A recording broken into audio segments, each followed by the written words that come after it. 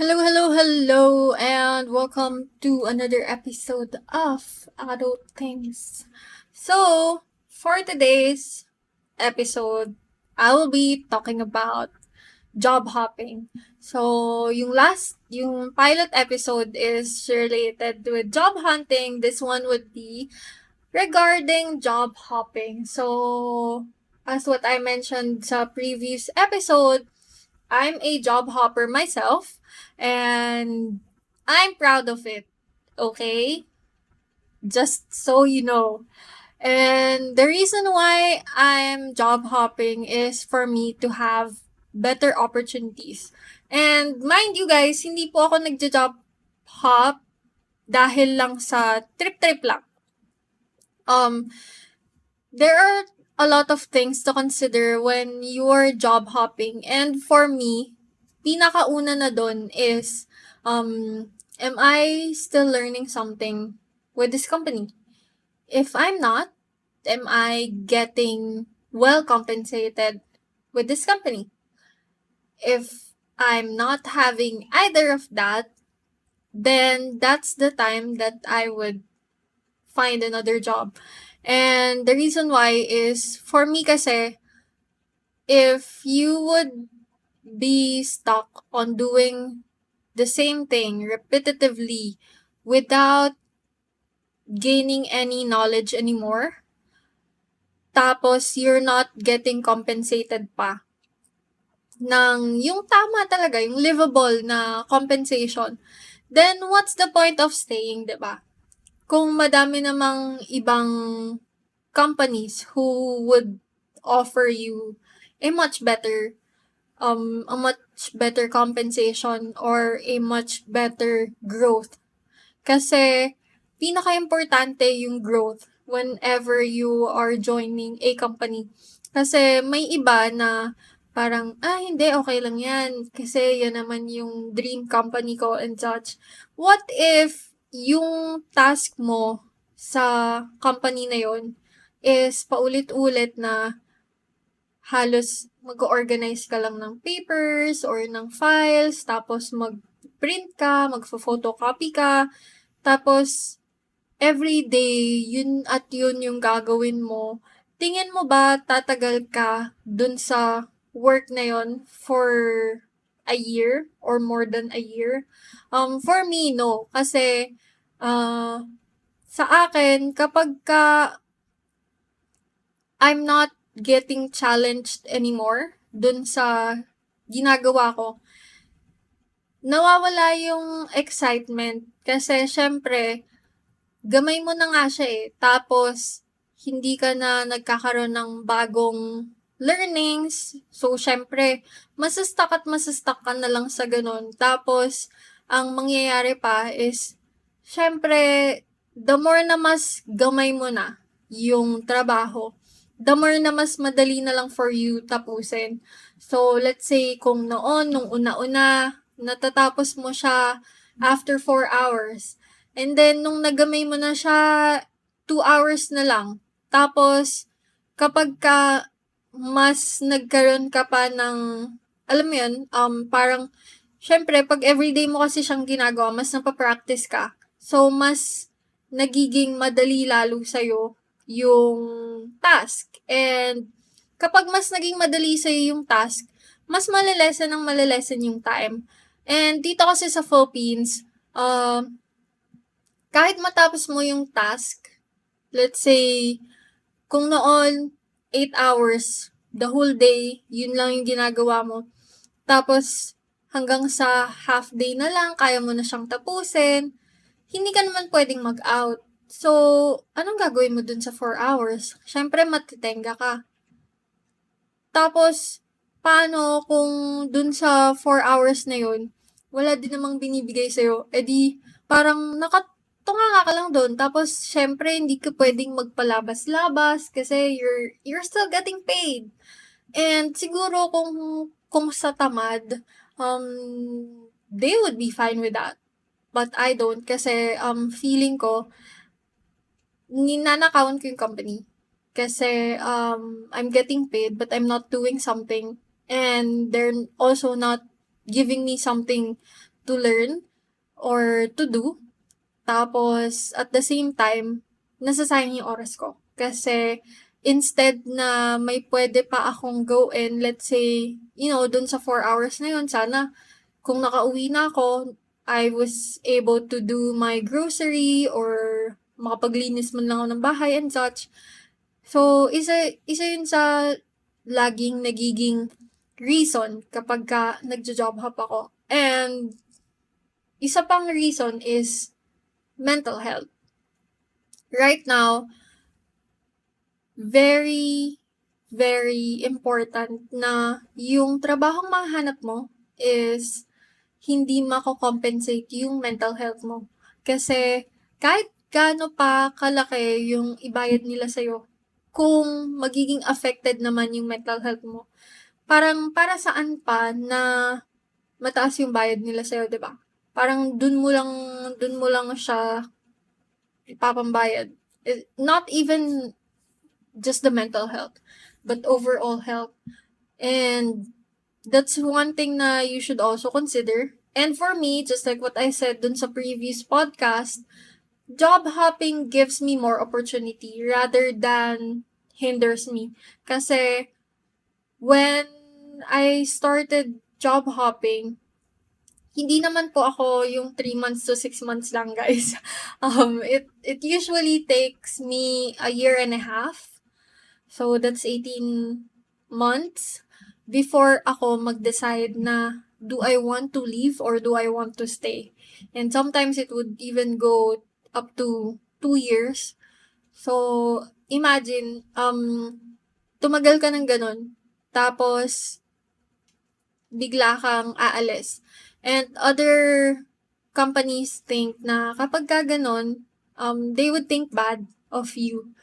But for me, they should be thankful kasi, not in a way na kasi aalis ka na, but in a way na kasi syempre nakatulong sila sa'yo. And the reason why you're leaving is because tapos na yung kumbaga tapos na yung trabaho nila to help you with your growth, and it would be much better to let you go para mas mahanap mo yung kung saan ka pa mas mag-grow or kung saan pa mas madadagdagan yung growth na nakuha mo from them. And isa pa is when you're job hopping, you should also consider kung ano ba yung reason talaga. Kasi may iba na, wala lang, ayoko na kasi nakakainis yung boss ko, ganyan. So, you also have to consider, do you really need to leave the company just because of that? Or pwede mo naman sabihin sa HR na, kasi alam ko sa ibang companies, they have certain they have not evaluation, pero parang they do check-ups on their employees. Paano kung pwede mo naman palang sabihin sa HR and then things would probably get better. So, those are just some of the stuff that you need to think of. And when you're job hopping, pinaka-importanting i-consider is kaya ba ng finances mo if you don't get a job immediately. And mind you, this actually was one of the reasons why I also take my time before ako mag-file for resignation. Kasi syempre, there would be times na you won't really find a job. Minsan after 3 months, after 6 months, saka ka palang makakahanap ng trabaho na for you. And paano kung hindi pala sapat yung ipon mo, 'di ba? And the reason why I'm telling this to you guys is because I experienced that way back last year, 2022. When I resigned, it took me 3 months, almost 4, bago ako nakahanap ng panibagong trabaho. And Kaya ko siya ni-let go talaga, or the reason why I am confident to let go of it is because of my health. And at the same time, dahil din sa meron akong part-time during nung time na yon. So, kahit na sabihin mong hindi ako makahanap agad ng trabaho, meron pa rin akong pinagkukunan ng pera, meron pa rin akong pambayad ng bills, ng expenses ko, may panggastos pa rin ako. So, hindi ako sobrang nagwo-worry na, shucks, paano kung after 1 month, wala na yung ipon ko, said na ako. And also, um, isa sa dapat mo ding i-consider is, kapag ba umalis ka dun sa company, madami bang magiging job opportunity for you? Kasi, syempre, ang unang iisipin nila, kung ako nga, na umaalis sa company after 1.5 or 2 years, kino-question na ako lagi na bakit ganito yung resume ko, na bakit pa iba-iba, ganyan. I'm not staying hanggang 3 years. Paano pa kung you're staying only for a year? Or let's say, alam mo yun, less than a year ka dun sa company, tapos aalis ka na. So, nung na-experience ko yun, ang lagi ko talagang sinasabi is, yun nga, I'm being transparent, I'm being open to the HRs na nag-i-interview sa akin. And I'm not saying na do the same kasi, syempre, iba't iba yung magiging result. Pero for me kasi, whenever they are also asking me kung bakit ako nagja-job hop, ang dahilan nila kung bakit nila tinatanong is not only because, yun nga, na yung companies pa iba-iba after some time, nagtataka din sila na bakit all of the job experiences that I have is very different from one another. So, I have this, yun nga, job nung 2019 na related to sales, and then the next one would be related to data analytics, and then the following would be related to mortgage, and then yung sumunod is marketing and sales.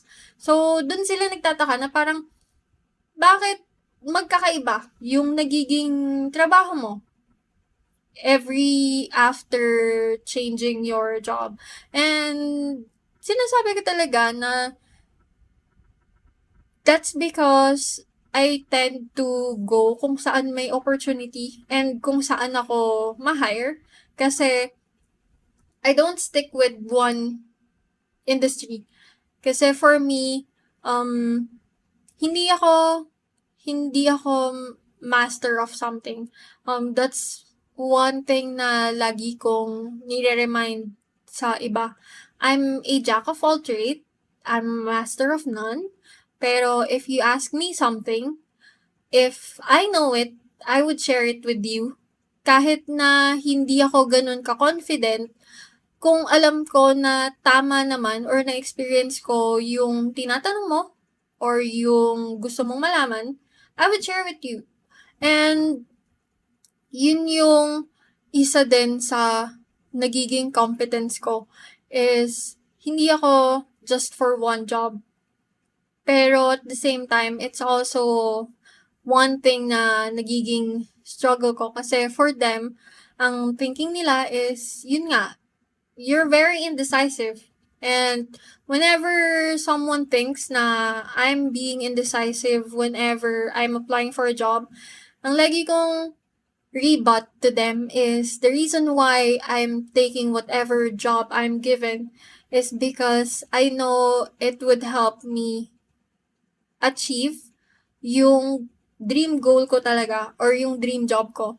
Kasi right now, I'm starting to realize na if I didn't take whatever jobs I took before, I wouldn't be quite some step closer to the thing that I actually want to have, which is yung makapagtrabaho ako na nasa bahay lang, at the same time, I don't have to worry with the time, I don't have to worry about the commute, and ayun, Kaya sinabi ko na quite few steps closer kasi syempre right now, yes, I'm able to do that, pero not the way that I want kasi ngayon hindi ko pa siya nagagawa na flexible time. And when you say flexible time, anytime pwede kang magtrabaho, anytime pwede kang mag-out. And ngayon kasi, I still have the hours na sinusunod. Pero, ayun, that's really one of the goals that I'm hoping to achieve. If not 5 years from now, I'd be happy if much earlier ma-achieve ko siya, syempre. And that's why I'm thankful for the experiences that I had when I was job hopping. Kasi nga, it was the door or it was the gate that opened those opportunity for me. Kaya nakapagsimula din ako sa ganitong setup na I was able to do things on my own, sa kung anong oras ko gusto. Tulad nito, I'm able to do a podcast, I'm able to do my vlogs. At the same time, I still have time for my family. Tapos, nakakagala pa ako whenever I want. Tapos, I can work wherever I want without actually worrying na may magagalit ba kasi wala ako sa office and such. So, yeah. If you're planning on job hopping or if you're afraid to take that leap, I'd say just be confident, assess yourself hanggang saan ba yung kaya mong lowest of low. Kasi ako, I'm a risk taker. Kaya wala akong masyadong pakialam. Not really walang pakialam, but rather I don't really dwell much on the negative effects that I may have when I take this risk of losing this job and finding another one.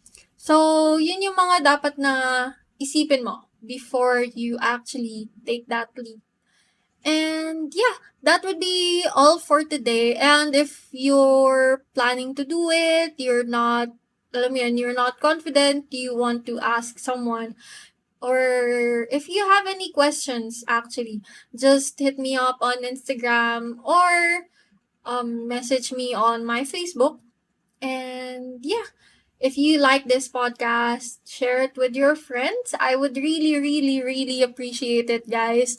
And thank you so much for listening or thank you so much for listening to Adult Things. And I hope to talk to you soon.